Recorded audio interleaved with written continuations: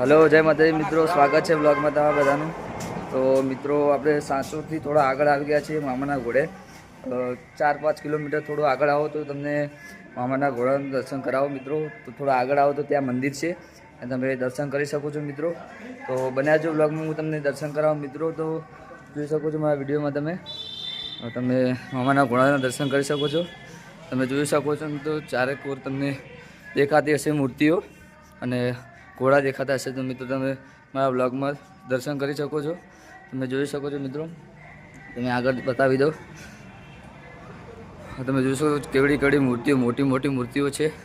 તમે દર્શન કરી શકો છો। તમે થોડા અંદર મંદિરમાં જશો તો તમને આગળ જોગમાયાના દર્શન કરાવો। તો આગળ આપણે જઈએ, જોગમાયાના દર્શન કરીએ મિત્રો।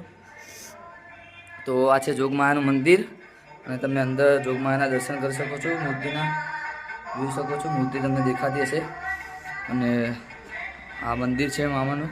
તો સાચોરથી 4-5 કિલોમીટર થોડા તમે આગળ આવો તો તમને રાજસ્થાનમાં આ મંદિર દેખાશે અને રસ્તા ઉપર જ છે મિત્રો। તો તમે દર્શન કરી શકો છો અહીંથી।